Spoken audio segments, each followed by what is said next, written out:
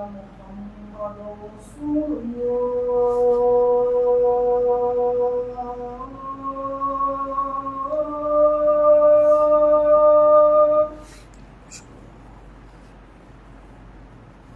أشهد أن محمد رسول الله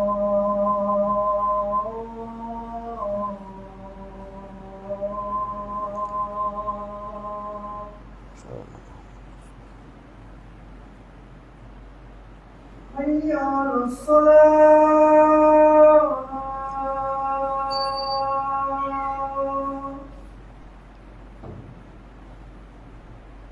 حي على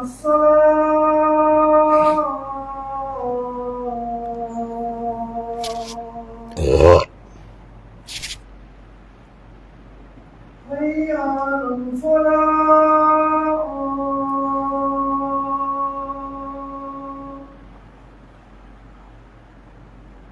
حي على الفلاح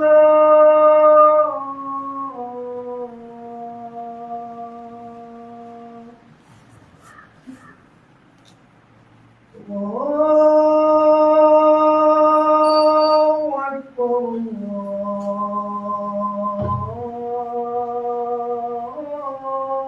الله أكبر لا إله إلا الله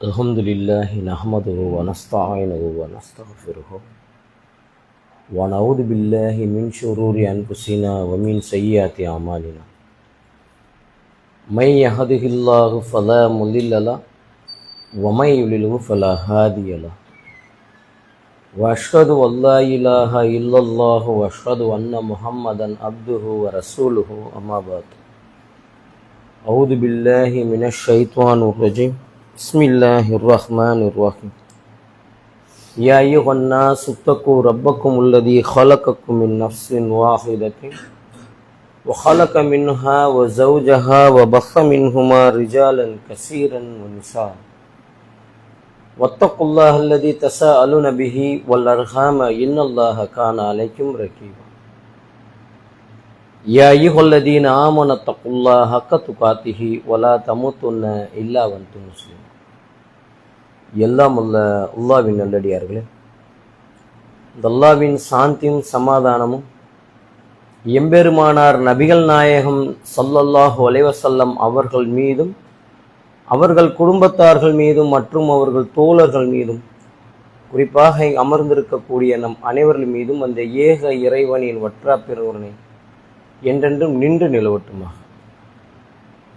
அன்பார்ந்த என் அருமை சகோதர சகோதரிகளே, அல்லாஹ்வுடைய மாபெரும் கிருபையினால் அவனுடைய இந்த ஏகத்துவ கொள்கையை ஏற்றுக்கொண்ட ஒரு மக்களாகும் நபிகள் நாயகம் ஸல்லல்லாஹு அலைஹி வஸல்லம் அவர்கள் காட்டி தந்த அந்த நேரான பாதையில் பயணிக்கக்கூடிய ஒரு மக்களாகும் வல்ல ரஹ்மான் நம்மளை ஆக்கி வைத்திருக்கின்றான்.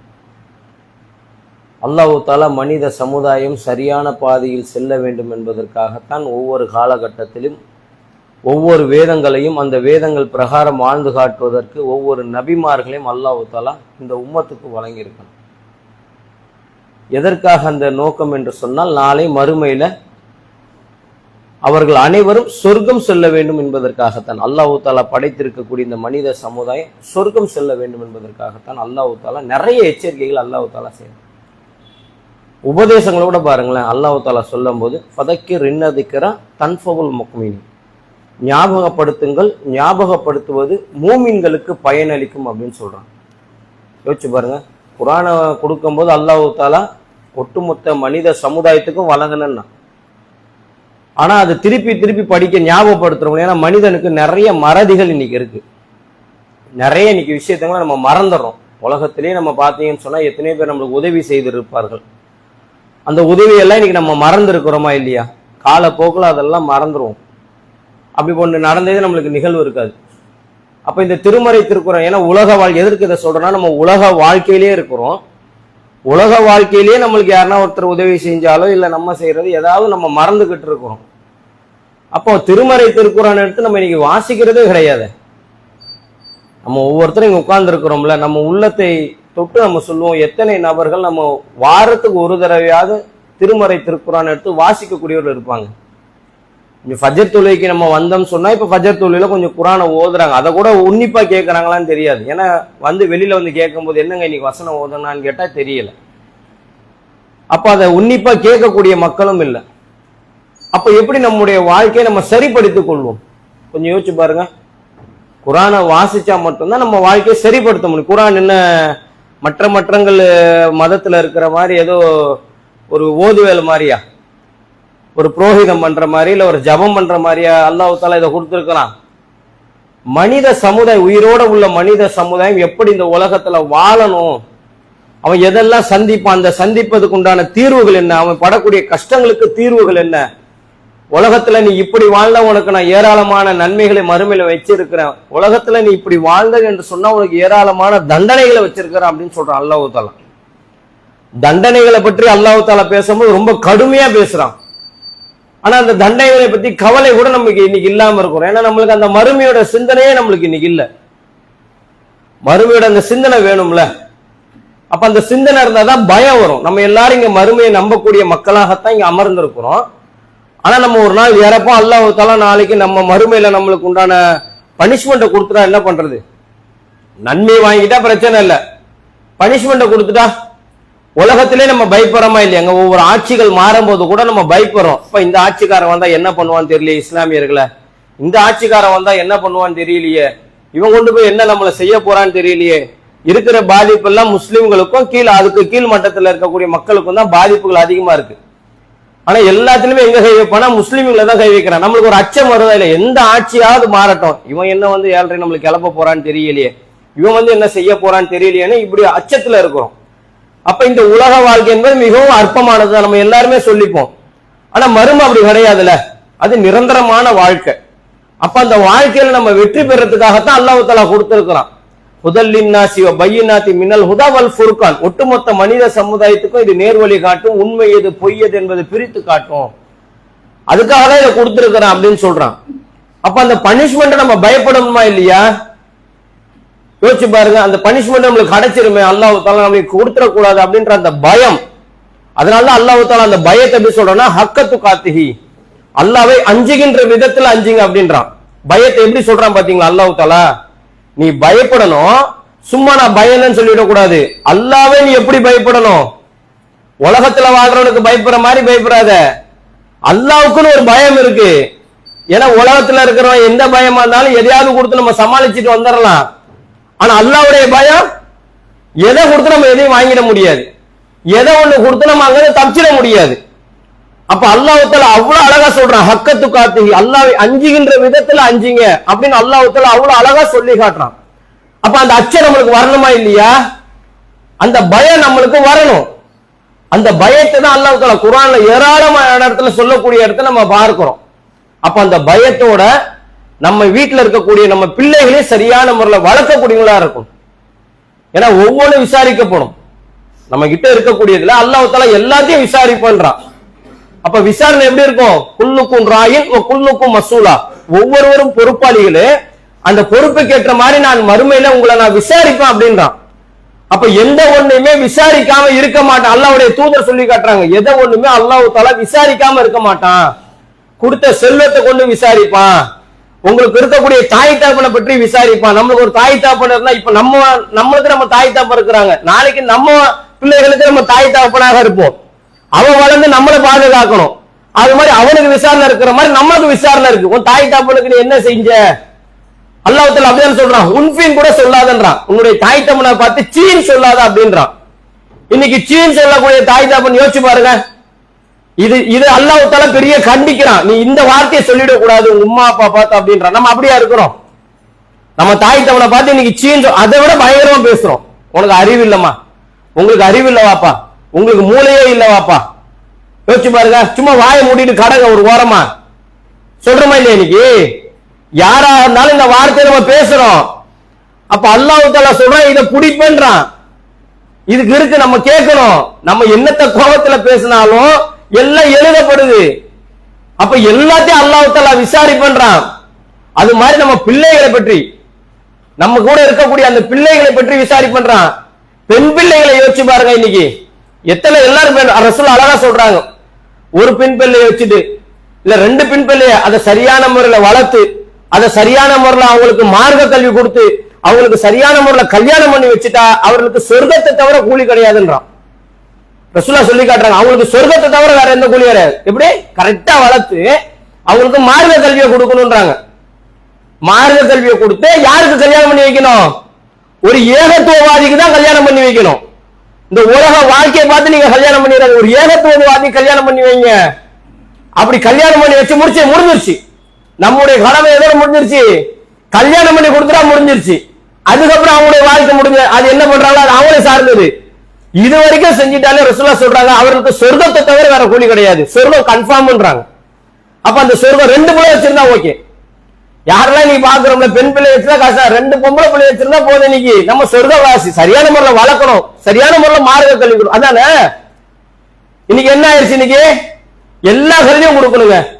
ரப்பி ஜித்னி இல்மா, அல்லாஹ் தஆலா குர்ஆன்ல சொல்லி காட்டுறான். நம்ம கேட்கணும் துவா, ரப்பி ஜித்னி, யா அல்லாஹ் எனக்கு கல்வி ஞானத்தை அதிகப்படுத்து. என்ன கல்வி? கல்வி ஞானத்தை அதிகப்படுத்தணுமா? என்ன கல்வி? மார்க்க கல்வி இருந்தாலே நம்ம கிட்ட உலக கல்வி வந்துடும்.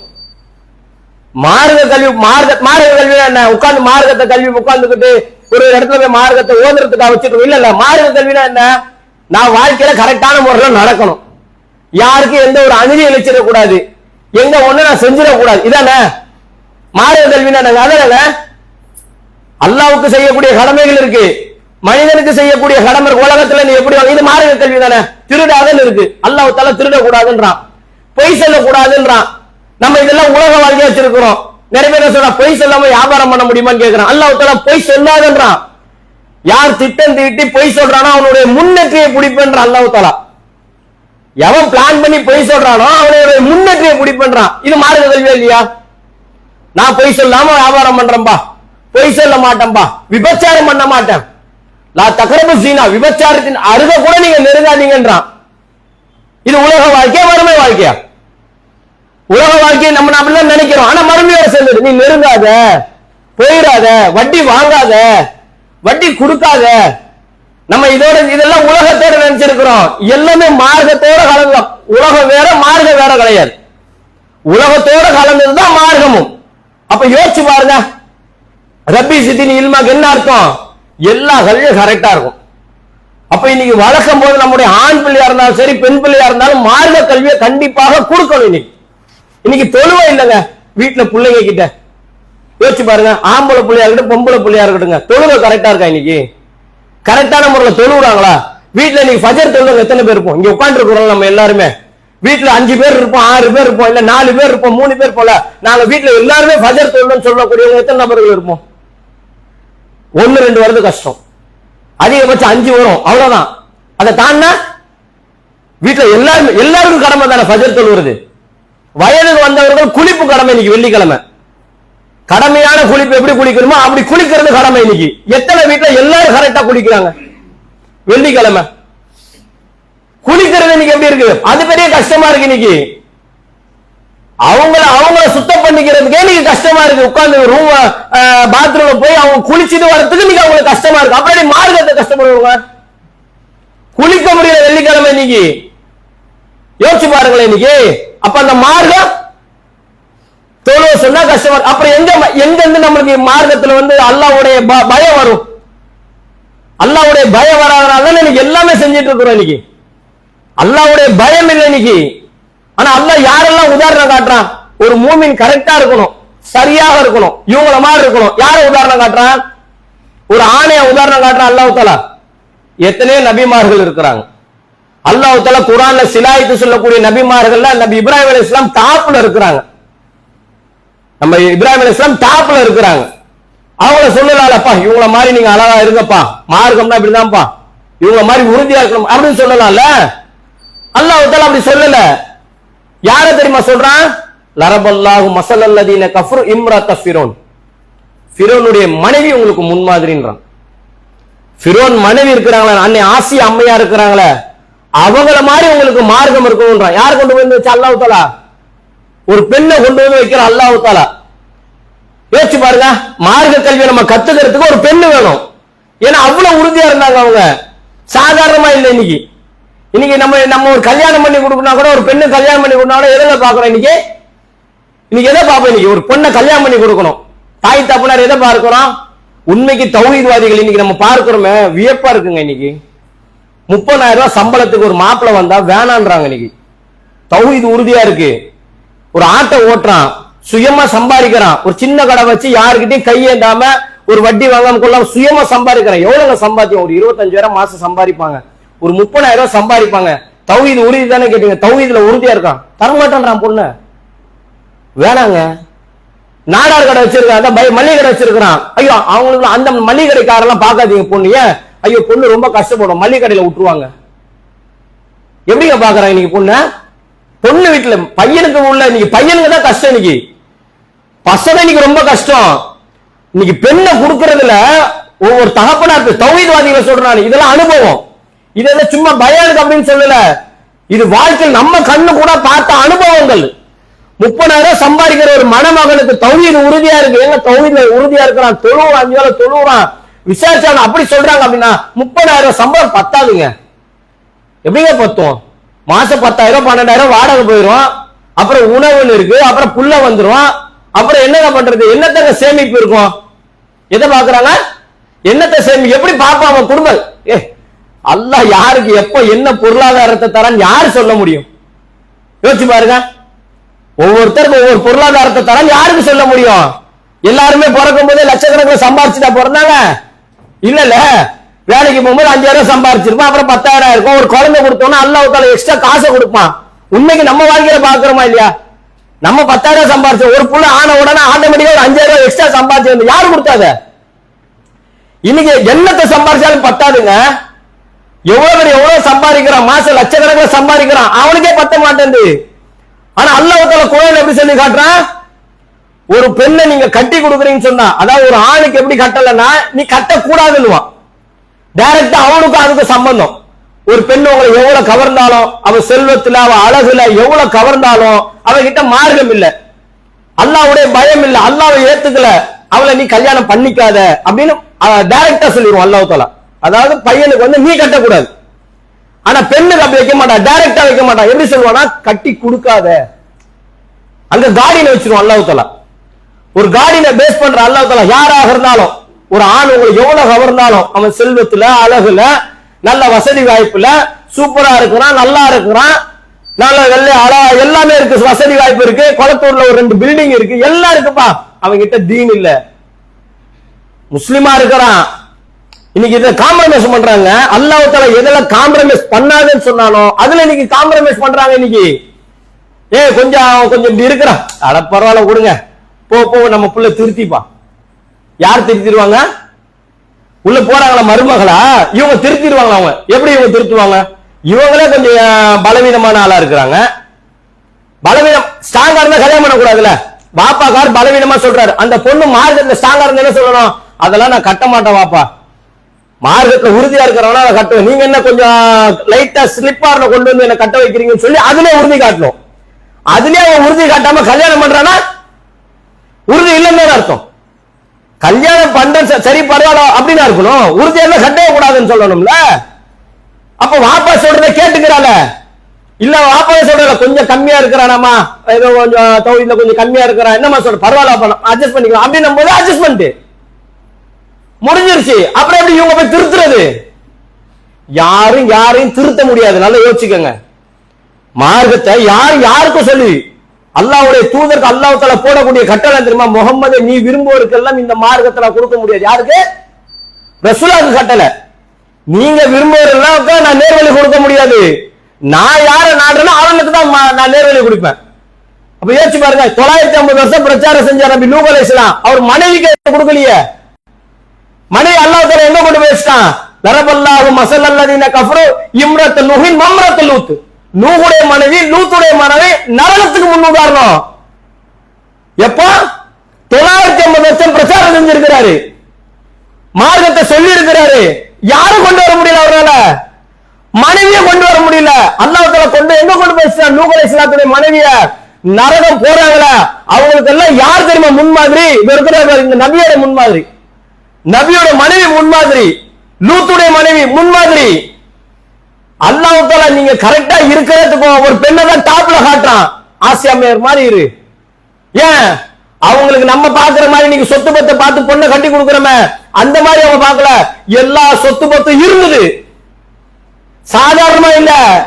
ஒரு அரசருடைய அரசவையில் இருக்கிற ராணி, அவங்க ராஜானா ராணி, தங்க தட்டுல சாப்பாடு, அவன் வந்தா அந்த ட்ரெஸ் தூக்கிட்டு வரதுக்கு ஆளு, கருவூலங்கள், நினைச்சதை செய்யக்கூடிய அளவுக்கு நம்ம இன்னைக்கு பார்க்கிறோம். ஒவ்வொருத்தரும் பயங்கரமா அதெல்லாம் தாண்டி பயங்கரமா வாழக்கூடிய அளவுல இருந்தாங்க ஆசியா அம்மையார். ஆனா அவங்க எது தெரியுமா பார்த்தாங்க? எப்படி பேசுவாங்க? காலரப்பு, நான் தான் இறைவன் தான். மூசா அலைஹிஸ்ஸலாத்தை தோக்கடிக்கிறதுக்கு என்னென்ன பண்ணா போல அதெல்லாம் கலையாதுங்க. ஆனா அவங்க எதுவும் அல்லாஹ் தஆலா எப்படி ஒரு மாற்றம்? ஆசியா அம்மையாருக்கு ஏகத்துவத்தை கொடுத்தான் அல்லாஹ் தஆலா. யார் அல்லாவே இல்லைன்றானோ அவங்க மனைவிக்கு அல்லாஹ் தஆலா கொடுத்தா. பாரு உன் கூடவே எடுத்துட்டு வர அப்படின்னு சொல்லி அவங்களுக்கு கொடுத்த ஏகத்துவத்தை எவ்வளவு ஸ்ட்ராங்கா யோசிச்சு பாருங்களேன். விட்டா சாகடிப்பான்னு தெரியும். அவங்களுக்கு பலாத்காரம் பண்ண முடியும். ஏன்? ராஜாவுடைய ராணி, யாரு கிட்ட நெருங்க முடியாது. ஆனா சித்திரவதை எல்லாமே தெரியும் அவங்களுக்கு. நம்ம கண்ணு முன்னாடியே இவன் மூசா அலைஹிஸ்ஸலாத்தை ஏத்துக்கிறவன கொல்றா போல, சாகடிக்கிறான், எதிர்த்து பேசுறவன் சாகடிக்கிறான், எல்லாம் பாக்குறாங்க கண்ணு முன்னாடி. இப்படி பார்த்தா நம்ம விட்டுருமாங்க? இந்த மாதிரி நம்ம கண்ணு முன்னாடியே ஒருத்தர் சாகடிக்கிறான், அவனை எதிர்த்து பேசுறவன சாகடிக்கிறான், இப்படி நம்ம பார்த்துக்கிட்டு இருக்கிறோம். நம்ம அவனை எதிர்த்து பேசுவோமா? யோசிச்சு பாருங்க. ஏன் எதிர்த்து பேசுவோம்? நம்மளுக்கு தண்டனை, நம்மளையும் போட்டு தள்ளுவோம், இதுதானே இருக்கும். ஆனா இவ்வளவு இருந்தும் அந்த அம்மா எதிர்த்து பேசினாங்க. என்னன்னு? நீ எல்லாம் கடவுள் கிடையாதுப்பா, இருக்கிறார் மூசா அலைஹிஸ்ஸலாம், இவர்தான் தூதரு, அல்லாஹ்வுடைய தூதரு, அதை நான் ஏத்துக்கிட்டேன். அவர் சொல்றாரு இறைவன் அல்லாஹ்னு, அந்த அல்லாஹ்வை நான் ஏத்துக்கிட்டேன். யோசிச்சு பாருங்க என்ன தில் இருக்கணும் அந்த அம்மாக்கு, அந்த தைரியத்தை யோசிச்சு பாருங்க. எவ்வளவு தைரியம் அவங்களுக்கு, எந்த அளவுக்கு சித்திரவதை. நஜ்ஜினி மினல் கௌமில் லாலிமின், யா அல்லாஹ் இந்த சித்திரவதைக்கார சித்திரவதை செய்யக்கூடியதுல இருந்து யா அல்லாஹ் என்னை பாதுகாத்துக்கணும்னு சொன்னாங்க. அப்ப எவ்வளவு சித்திரவதை செஞ்சிருக்கணும் அந்த அம்மா. சித்திரவதை பண்றதா அல்லாஹ் தஆலா குர்ஆன்ல சொல்லி காட்டுறான். அவ்வளவு சித்திரவதை செய்யற யா அல்லாஹ், இந்த சித்திரவதை செய்யக்கூடிய சித்திரவாதி கிட்ட இருந்து என்னை யா அல்லாஹ் காப்பாத்தி யா அல்லாஹ். இந்த உலகத்துல கிடைக்கிற மாளிகையை விட எனக்கு மறுமையில கிடைக்கக்கூடிய அந்த குருசை பெருசு அப்படின்னு நான் நினைச்சாங்க. ஏன்னா அது நிரந்தரமானது. இது அழிஞ்சிட்டானா இல்லையா? ஃபிரௌன் எப்படி அழிஞ்சான்? அல்லாஹ் தஆலா குர்ஆன்ல சொல்லி காட்டுறான். கடலோட கல்ல மூடிட்டான் அல்லாஹ் தஆலா. முடிஞ்சிச்சா இல்லையா? எப்பேற்பட்டவனே அல்லாஹ் தஆலா அழிக்கிறதுக்கு இருக்கிறான்ல. அப்ப அந்த வரலாறு நம்ம எப்ப படிப்போம்? உலகத்துல வாழக்கூடிய ஒவ்வொன்னுக்கும் அல்லாஹ் தஆலா சொல்லி காட்டுறான். அப்ப பெண்களை யோசிச்சு பாருங்க, இதை சொல்லணும். மார்க்கத்துல உறுதி வேணும். அந்த உறுதியை நம்ம மார்க்கத்தை சொல்லி வளர்க்கணும். அவ்வளவுதான். செய்யறதும் செய்யாததும் ரெண்டாவது, சொல்றதுதான். நம்ம முகமதுக்கே அதான் கடமை, ரசூலுக்கே அதான் கடமை. சொல்லு, ஏத்துக்கிறது ஏத்துக்காதது அது அவங்களே சார்ந்தது அப்படின்னாங்க. அல்லாஹ் தஆலா நாட நம்ம துஆ நாம சொல்லிக்கிட்டே இருக்கணுமா இல்லையா? இன்னைக்கு மார்க்கத்தை பிள்ளைங்களுக்கு சொல்லணுமா இல்லையா? இன்னைக்கு என்ன சொல்லல? இன்னைக்கு மார்க்கத்தை சொல்லணும்ல. இன்னைக்கு தப்புனா தப்புன்னு சொல்லணும், தொழுவுனா தொழுவுன்னு சொல்லணும். தொழுவுலையா உனக்கு அல்லாஹ் தஆலா கொடுப்பான், தண்டனை கொடுப்பான்னு சொல்லணும். உன்னை கபர்ல உட்கார்ந்து மண்டையை போலப்பான்னு சொல்லணும். நான் தொழுவுன்னு சொல்லி நன்மையை சேர்த்துக்கிட்டேன், நீ தொழுவுலன்னு சொன்னா தீமையை சேர்த்துக்கிற, பாவத்தை சேர்த்துக்கிற, இப்படின்னு சொல்லணும். அல்லாஹ்வே அப்படிதான் சொல்றான். முகமதுடைய குடும்பத்தாருக்கு நீ தொழுமாறு ஏவுகிறாக, அதுல ஏற்படக்கூடியதை நீ சகித்துக் கொள்கிறார். முகமதுடைய குடும்பத்துக்கு அதான், ரசூலுல்லாஹ்வுடைய குடும்பத்துக்கு என்ன ஏற்படக்கூடியதை சகித்துக் கொள்கிறார். சொல்றதுதான் கடமை, ஆனா சொல்லணும், மார்க்கத்தை சொல்லணும். சின்ன வயசுல வரைக்கும் நம்ம கிட்ட இருப்பாங்க, வளர்ந்துட்டா ஒவ்வொருத்தர் ஒவ்வொரு மாதிரி ஆவாங்க. ஆனா சொல்லக்கூடிய கடமை பெற்றோருக்கு. ஒவ்வொருத்தர் அதை சொல்லணும். இது தப்பு, இப்படி செய்யக்கூடாது, இப்படி பண்ணக்கூடாதுன்றத ஒவ்வொருத்தரும் சொல்லணும். அந்த சொல்றத பெண்கள் பிள்ளைகளுக்கு வலுவுறுத்தி சொல்லணும். ஆணா இருந்தாலும் பெண்ணா இருந்தாலும் மார்க்கத்தை வலுவாக சொல்லணும், அதை உறுதியாக சொல்லணும். உறுதியாக சொல்லக்கூடிய இடத்துல தாய் தகப்பனார் இன்னைக்கு இருக்கணும். அவங்க என்ன நடக்குதோ அது அப்பாற்பட்டது. ஏன்னா நாளைக்கு அல்லாஹ் கிட்ட போய் ஒவ்வொருத்தர் நிற்கும் போது தனித்தனியா தான் நிக்க போறோம். அல்லாஹ் தஆலா நூஹ் அலைஹிஸ்ஸலாத்தை கூப்பிட்டு ஏன் உன் புள்ள இப்படி வழி கட்டு போயிட்டான் அப்படின்னு கேட்பானா அல்லாஹ் தஆலா? மார்க்கத்தை சொல்லாம இருந்திருப்பாரா? உன் பொண்டாட்டி அப்படி வழி கட்டு போயிட்டா, அல்லாஹ்வே குர்ஆன்ல சொல்லிட்டான். நரகத்துக்கு முன் உதாரணம் தான் நூஹ் அலைஹிஸ்ஸலாத்துடைய மனைவிய. அல்லாஹ் தஆலா கேட்பானா ஏன் உன் பொண்டாட்டின்னு சொல்லிருப்பாரு, கேட்கல. அல்லாஹ் தஆலா நாடல நேர்வழிய. அது மாதிரி சொல்றது நம்ம மீது கடமை. அப்ப அந்த சொல்லக்கூடிய இடத்துல அல்லாஹ் தஆலா நம்ம வச்சிருக்கிறான். அதுல குடும்பத்துக்கு கண்டிப்பாக ஒவ்வொருத்தரும் சொல்லணும், பிள்ளைகளுக்கு ஒவ்வொருத்தரும் சொல்லணும், மார்க்க கல்வியை ஒவ்வொருத்தருக்கும் சொல்லணும். அந்த மார்க்க நம்ம இன்னைக்கு பிரிக்கிறோம், மார்க்க கல்வி உலக கல்வின்னு பிரிக்கிறோம். ரெண்டும் ஒண்ணுதான். மார்க்க கல்வி உலக கல்வி ரெண்டுமே ஒண்ணுதான். பிள்ளைங்க இப்ப படிக்குதுன்னு வச்சுக்கோங்க, அதை வச்சு சரியான முறையில் அவன் செய்யறான், நன்மை கிடைக்குமா கிடைக்காதா? ஒருத்தர் இன்ஜினியர் படிக்கிறாங்க, எவ்வளவோ குளறுபடி பண்றாங்க. இன்னைக்கு ஒரு இன்ஜினியர் படிட்டு ஒரு பிரிட்ஜை கட்டுறான், எவ்வளவோ குளறுபடி பண்ணி அதுல எவ்வளவு கமிஷன் அடிக்க முடியுமோ அடிக்கிறான். எவ்வளவோ இன்னைக்கு பில்டிங்கை கட்டி, கவர்மெண்ட் பில்டிங் கட்டி கொடுக்கும் போது அதுல எவ்வளவு வந்து மண்ணெல்லாம் கலக்க முடியுமோ, சிமெண்ட் கலக்க முடியுமோ, எவ்வளவு ஏமாத்த முடியுமோ சொல்லி ஒரு பில்டிங்கை கட்டுறான். இன்னைக்கு அதுல எவ்வளவு சம்பாதிக்க முடியும்னு கட்டுறான். ஆனா நம்ம கொள்கையை சொல்லி கொடுக்குறோம், நம்ம பையன் இன்ஜினியர் ஆகுறான், நேர்மையா நடக்கிறான். யோசிச்சு பாருங்க. 10 பைசா அதுல லஞ்சம் வாங்காம, இல்ல அதுல 10 பைசா கமிஷன் அடிக்காம, எனக்கு உண்டான சம்பளம் எனக்கு வருதுப்பா, நான் நேர்மையா வேலை செய்யறேன், அதுக்கு நன்மையா இல்லையா? கண்டிப்பா நன்மை இருக்கா இல்லையாங்க? செய்யக்கூடிய தொழில நான் கரெக்டா இருக்கிறேன், படிச்சாதான் அப்படி செய்வான். நான் ஒரு போலீஸ்காரனா ஆகுறேன், என் பிள்ளை போலீஸ்காரனா ஆகுறான், நேர்மையா இருக்கிறேன், யார் வந்தாலும் கரெக்டா நடக்கிறேன். இன்னைக்கு நடக்க முடியுதா? இன்னைக்கு உள்ள போனா நடக்க முடியல. ஆனா நம்ம புள்ள மீதியா நடக்கிறா, நேர்மையா நான் கரெக்டா இருப்பேன்பா, யாரு வந்தாலும் எனக்கு கரெக்டா நான் நடப்பேன்பா, அல்லாஹ்வுக்கு பயந்து நடப்பேன்றான். நன்மை கிடைக்குமா கிடைக்காதா? அவன் நன்மையா கிடைக்கிறனால நன்மை. நம்ம நினைக்கிற உலக வாழ்க்கையில இருக்கு, உலக வாழ்க்கையோட சேர்ந்ததுதான் மர்ம வாழ்க்கை. அப்ப அதை சேர்ந்து ரெண்டத்தையும் சேர்ந்து கொடுக்கணும். அதனால அல்லாஹ் தஆலா எல்லாத்தையும் உள்ள குர்ஆன்ல சொல்லி காட்டுறான். விபச்சாரத்தை சொல்றான், பொய்ய சொல்றான், திருடுறத சொல்றான், யாருன்னா ஒருத்தர் ஒன்ன கண்ணை குத்திட்டான், காலை குத்திட்டான், அதுக்கு கரெக்டா இருக்கணும்னு அல்லாஹ் தஆலா சொல்றான். எல்லாத்தையும் அல்லாஹ் தஆலா சொல்றான். அப்ப இந்த மார்க்க கல்வியை கண்டிப்பா நம்ம பிள்ளைகளுக்கு சொல்லணும். ஒவ்வொரு நாளும் குடும்பத்துல ஒரு வாரத்துக்கு ஒரு தடவை எடுத்து இந்த மார்க்கத்தை பத்தி பேசுங்க, குர்ஆனை எடுத்து வாசிங்க. இல்ல வீட்டுல எதனா ஒரு சண்டை, எதனா பிரச்சனை வந்தா குர்ஆன் ஹதீஸை போட்டு பேசுங்க. நபிகள் நாயகத்தை கூப்பிட்டு பேசுங்க. நபிகள் நாயகம் வீட்டுக்குள்ள வரணும்ல. ரசூலுல்லாஹ்வை நம்ம பின்பற்றணும் என்னங்க, ரசூலா இல்ல, ஆனா ரசூலுல்லாஹ்வுடைய வார்த்தையை வீட்டுக்குள்ள கொண்டு வரணும்ல. ரசூலா வந்துருவாங்க வீட்டுக்குள்ள. ரசூலுல்லாஹ்வை பத்தி பேசுனீங்க, ஹதீஸை பேசுனீங்கன்னா ரசூலுல்லாஹ் வீட்டுக்குள்ள இருக்கிறாங்கன்னு அர்த்தம். அவங்க சொல்றாங்கன்னு சொன்னா அவங்க சொன்னதை நம்ம செயல்படுத்தணும்னு அர்த்தம். இந்த வார்த்தை பேசுறது இன்னைக்கு கம்மி. அல்லாஹ் தஆலா அதை பேச வைக்கணும். வீட்டுல நிறைய குர்ஆன் வசனங்களை, ஹதீஸுகளை பேசுங்க. ஒன்றோடு ஒன்று ஒட்டி உறவாடுங்க. பிள்ளைகளுக்கு மார்க்கத்தை கொடுங்க. அல்லாஹ் தஆலா அந்த மார்க்கத்தோட வாழ்ந்து மார்க்கத்தோட மரணிக்கக்கூடிய வாய்ப்பினை உங்களுக்கும் உங்கள் குடும்பத்திற்கும் எனக்கும் என் குடும்பத்திற்கும் தந்துருவானாக என்று கூறி என்னுடைய முதல் உரையை நிறைவு செய்கிறேன்.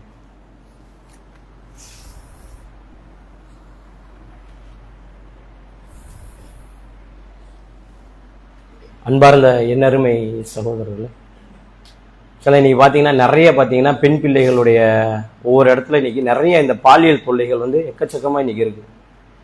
அதனால இன்னைக்கு நம்ம பெண் பிள்ளைகளை வளர்க்கும் போது கொஞ்சம் உஷாராக தான் வளர்க்கணும். கொஞ்சம் மார்க்கத்தை சொல்லிக் கொடுங்க. அதே போல எல்லாருக்கிட்டையும் எச்சரிக்கையா இருக்க சொல்லுங்க. யாரை பார்த்தாலும் இன்னைக்கு என்ன பண்றோன்னு சொன்னா, ஒருத்தனை பார்த்து மாமான்றோம். யார் மாமா? முதல்ல அதை சொல்லிக் கொடுக்கணும். யார் அண்ணன்? நீங்க நம்ம பிள்ளைங்களுக்கு அதை சொல்லிக் கொடுக்கணும். யாரோட நான் தனிமையில இருக்க முடியும்? இது இருக்கணும்ல. இப்ப நான் ஒரு ரூம்ல இருக்கிறேன், இந்த ரூம்ல யாருமே இல்லை, ஒரு பெண் இருக்கிறாங்க. இப்ப யாரு அந்த உள் ரூமுக்குள்ள போறதுக்கு யாருக்கு அனுமதி இருக்கு? அல்லாஹ் அதுதான் அழகா பிரிச்சு அடிக்கணும். அல்லாஹ் தஆலா யாரு கூட நீ ஹிஜாபோட இருக்கலாம், யாரு கூட ஹிஜாப்னா அலங்காரம், யாரு கூட அலங்காரத்தோட இருக்கலாம், யாரு கூட அலங்காரம் இல்லாம இருக்கலாம். இதைதான் நம்ம கணக்கு பார்க்கணும். அதே போல யாரை திருமணம் பண்ணலாம், யாரை திருமணம் பண்ணக்கூடாது. இப்ப யாரு எங்க வாப்பா கூட இருக்கிற மாமி இருக்கிறாங்க, இப்ப அவங்கள நான் திருமணம் பண்ண முடியுமான்னு சொன்னா திருமணம் பண்ண முடியாது. எங்க வாப்பா கூட பிறந்த அவங்கள திருமணம் பண்ண முடியாது. அவங்களோட நான் ரூம்ல தனிச்சு இருக்கலாம். ஆனா மாமி பொண்ணோட தனிச்சிருக்க முடியும், ஏன்னா திருமணம் பண்ணக்கூடியது. அப்ப அந்த மாதிரி உறவு முறைகளை அழகா அடிக்கிறா, யாரெல்லாம் கூட இருக்கலான்னு. அந்த விஷயத்த கண்டிப்பா நம்ம பிள்ளைகளுக்கு கண்டிப்பா கொஞ்சம் சொல்லுங்க. ஏன்னா நம்ம கண்ட அளவுக்கு எல்லாரும் பக்கத்து வீட்டுக்காரன் மாமா, எதிர்த்த வீட்டுக்காரன் மாமா, ஸ்கூலுக்கு அனுப்பும் போது மாமா கூட போயிருன்னு சொல்லி பைக்ல ஏற்றி அனுப்புறாங்க. வீட்டுல இருக்கிற மாமா இருங்க, எப்படி மாமா வாவா? யோசிச்சு பாருங்க. மாமா ஆக மாட்டான்ல, சொல்லணும். யாருன்னா வந்து வழியில வந்தா கூட ஏறாத, வா மாமா ஏறாத, தனிமையா வான்னு சொல்லணும். இன்னைக்கு நம்ம அதை கண்டிப்பா பொம்பளை பிள்ளைங்களுக்கு சொல்லி கொடுக்கணும். என் கூட எங்க வீட்டுல 15 வருஷமா இருக்கிறாரு, எங்களோட 20 வருஷமா இருக்கிறாரு. சின்னதுல இருந்தே இருக்கிறான்னா எல்லாத்தையும் செஞ்சு போயிட்டு போயிடறான். சின்னதுல இருந்தே வளர்த்துனால எல்லாரும் யாரையும் பார்க்க மாட்டாங்க. பெத்த பிள்ளைய பாக்குற மாதிரி அடுத்தவங்க நம்ம பாக்குறோமா? ஒவ்வொருத்தரும் எல்லாரும் ஆண்கள் உட்கார்ந்து இருக்கிறோம்ல, நம்ம பிள்ளைய பாக்குற மாதிரி மற்ற பிள்ளைகளை நம்ம பார்க்கிறோமா? நம்ம பிறந்த இருக்கிற பிள்ளைய, நம்ம பிள்ளைய, நம்ம பேர பிள்ளைகளை, நம்ம அக்கா தங்கச்சிங்களை பாக்குற மாதிரி அடுத்த பிள்ளைகளை பாக்குறோமா? நம்ம அந்த கண்ணோட்டத்தோட பாக்குறோமா? ஆண்கள் பாக்குறாங்களா? இல்ல கொஞ்சம் விலகுனா கண்ணு தெரியுதா இல்லையா? கொஞ்சம் ட்ரெஸ் விலகிருச்சுன்னு சொன்னா ஆண்களுடைய கண்ணு அதை பார்க்க போகுதா இல்லையா? போகுது. அப்ப பெண் பிள்ளைகளுக்கு சொல்லணும், யாரு மாமா, யார் உனக்கு உறவோட மாமா இருக்கிறானோ அவன் தான் மாமா. யாரு அண்ணன், உறவோட இருக்கிறவனுக்கு தான் உனக்கு அண்ணன். அதுங்களே இன்னைக்கு சரியில்லை. அவங்களே எங்கடா கிடைக்கும் பார்த்துட்டு இருக்கிறாங்க. உறவோட இருக்கக்கூடிய அண்ணன் தம்பிகளே இன்னைக்கு அத சரியான பார்வைகள் இல்லை இன்னைக்கு. அப்ப எங்க மத்தவங்களை நம்ம நம்புறது? உறவோட இருக்கிற அவனால மானத்தை காப்பாற்றுவான், அவனே மானத்தை கெடுக்கிறவனா இருக்கிறான். அப்புறம் எப்படி மத்தவங்களை நம்ம நம்ப முடியும்? அப்ப பெண் பிள்ளைகள் இன்னைக்கு ரொம்ப உஷாரா இருக்கணும். யாரா இருந்தாலும் அந்த உறவு முறையை சொல்லிக் கொடுங்க. எல்லாரும் மாமா மாமான்னு சொல்லி மாமா பின்ன எந்த யாரு கூட இந்த பைக்ல யாரே அல்லாவுடைய தலை யாரா இருந்தாலும் நம்ம பிள்ளைங்க அந்த மாதிரி ஒண்ணு செஞ்சுட்டாலும் அதை எச்சரிக்கையா சொல்லுங்க. இன்ஷால்லா அந்த மாதிரி முடிஞ்சாலும் நம்மளே பாதுகாக்கக்கூடிய அளவுக்கு இருக்கணும். ஏன்னா பெண் பிள்ளை ரொம்ப மோசமா இருக்கு. இப்ப கடந்த இந்த ஒரு மாசம் 45 நாள்ல எல்லாம் பாத்தீங்கன்னா 176 பிள்ளைங்க கிட்ட 3 வயசு பிள்ளைக்கு எடுத்திருக்கிறாங்க. யோசிச்சு பாருங்களேன், 3 வயசு பிள்ளை என்னங்க பண்ணோம்? 3 வயசு பிள்ளை நம்ம எப்படி பார்ப்போம்? அதோடைய பிறப்புறுப்பு, அதோடைய மல உறுப்பு, அதெல்லாம் சிதைச்சிருக்கிறான். என்ன அந்த 3 வயசு பிள்ளைங்களை பார்த்தா நம்மளுக்கு என்ன தோணும்? யோசிச்சு பாருங்களேன், கொஞ்சம் சிந்திச்சு பாருங்களேன். அப்ப அவன் எப்படிப்பட்ட கொடூரமானவனா இருப்பான்னு பாத்துக்கோங்க. 3 வயசு பிள்ளை, பொம்பளை பிள்ளைய பார்த்து நம்மளுக்கு எல்லாம் பெண் பிள்ளைய பார்த்தா ஒரு ஆசை வரும், அழகா இருக்கு நம்ம பார்த்து சிரிக்குதுன்னு ஒரு ஆசை வரும். அந்த 3 வயசு பிள்ளைய கூட நீங்க அவங்ககிட்ட நம்பி கொடுக்க கூடாது, இந்தாங்க வச்சு குத்துற கூடாது. ஏன்னா அவனுடைய எண்ணம் எப்படி இருக்குன்னு தெரியல. ரொம்ப இன்னைக்கு மோசமா இருக்கு. ரசூலா சொன்னாங்களே, விபச்சாரம் பெருகுண்டாங்க. மறுமையோட அடையாளத்துல விபச்சாரம் பெருகுண்டாங்க. விபச்சாரம் பயங்கரமா பெருகிட்டு இருக்கு, சர்வசாதாரணமா. அதை பத்தி இந்த ஆட்சி அதிகாரம் ஒரு கூட வாயை திறந்து இன்னைக்கு வரைக்கும் கண்டிக்கல. இன்னைக்கு வரைக்கும் யாரும் எதை பத்தி சொல்லல, இது தப்பு, இது செஞ்சிடக்கூடாது, இது கடுமையா. சும்மா கடுமையான தண்டனை, என்னடா கடுமையான தண்டனை கொடுக்க போறீங்க? போக்கோ சட்டத்துல 14 வருஷம் உள்ள வைக்க போறீங்க. நன்னடத்தை காரணமா 10 வருஷத்துல வெளியே வர போறான். இதானே போக்சோ சட்டம்? அவனுக்கு ஜாமீன் கிடையாது, குண்டர் சட்டம் மாதிரி. ஏது இல்லாம உள்ள வைக்க போறீங்க. அதான் கடுமையான தண்டனை என்ன? அவன் பிற பொறுப்பு அறுக்க போறீங்களா? இல்ல அவன் தலையை அறுக்க போறீங்களா? கடுமையான தண்டனை என்ன? சும்மா கடுமையான தண்டனை சொல்லி நம்மள சீன் போட்டு, அதாவது நம்மள இது காட்டுறானுங்க. கடுமையான தண்டனை என்ன? உள்ள வைக்க போறான். உண்மைக்கு 14 வருஷம் நன்னடத்தைன்னு. அப்புறமா தலைவர்கள் பிறந்த நாள் வருதுல, அந்த பிறந்த நாள் இது எல்லாம் கழிச்சு கிட்டத்தட்ட 8 வருஷம் 9 வருஷம் வெளியில வந்துருவான். முடிஞ்சு போச்சு. இதே தானங்க பண்ணுவான். அப்ப அல்லாஹ் தஆலா பாதுகாக்கணும். நம்மனால முடிஞ்ச அளவு நம்ம பிள்ளைகளை, நம்ம சார்ந்து இருக்கக்கூடிய பிள்ளைகளை, எல்லா பிள்ளைகளும் நம்ம கொஞ்சம் முடிஞ்ச அளவு நம்ம மார்க்கம் உள்ள பிள்ளைகளை ஓரளவு நம்ம பாதுகாப்போம். அல்லாஹ் தஆலா நம்ம பிள்ளைகளுக்கு இந்த நிலைமை ஏற்படாம பாதுகாக்கணும். நம்மளுக்கு வெளியில ஏற்பட்டனால பெருசா தெரியல, நம்ம வீட்டுக்குள்ள எல்லாம் நடந்தா நம்ம என்ன ஆகுறது? அதனால இந்த மாதிரி விஷயங்கள் நம்ம வீட்டுக்குள்ள நடக்காம, நம்மளை சுற்றி இருக்கக்கூடிய மக்களுக்கு யாருக்கும் நடக்காம அல்லாஹ் தஆலா பாதுகாக்கணும். எல்லா பெண்களையும் பாதுகாக்க நிறைய துவா கேளுங்க. வல்ல ரஹ்மான் இந்த உலகத்துல நேர்மையா வாழ்ந்து அல்லாஹ்வுக்கு அஞ்சி பயந்து வாழ்ந்து மரணிக்கக்கூடிய வாய்ப்பினை நம் அனைவருக்கும் தந்துருவானா என்று கூறி என்னுடைய உரை நிறைவு செய்கிறேன். வாகிறதா